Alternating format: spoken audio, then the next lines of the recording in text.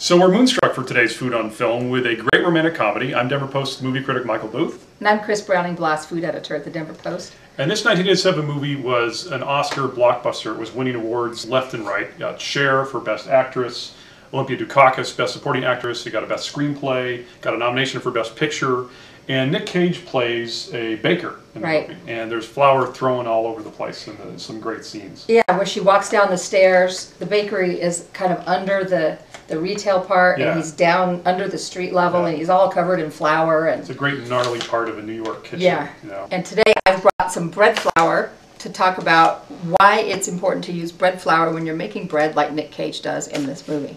This is a brand I like, and specifically when you're making bread, use bread flour. And the reason for that is that it has much higher protein content. Okay, and there's also high altitude flour sold in Colorado stores, and that's not high altitude just means that the wheat was grown at high altitude. It does not mean that it works better at high altitude. It's perfectly good flour, but it's not going to give you any different a cake than any kind of regular flour would. Okay.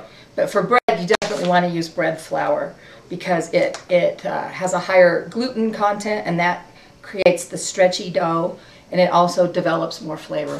So you can stick with the bread flour, but you're also going to need something to make it rise. I keep my yeast in the fridge in this cute little container.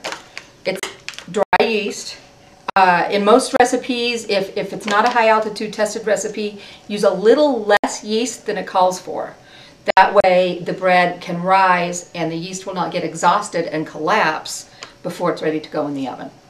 And there's two other things we were talking about with the movie, which is if you get the deluxe edition of the movie on DVD, there's a whole extra section on great Italian cooking and some recipe cards, I guess you can print out from the DVD or just find on screen. So there's some great food scenes in it. Also a very good family movie.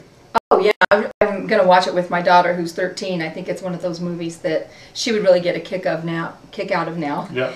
And unlike a lot of the modern romantic comedies, it is actually PG, not even PG-13, so it's very safe for family viewing. You could make the whole dinner and then sit down and watch the movie together. So watch Moonstruck. It's a great film.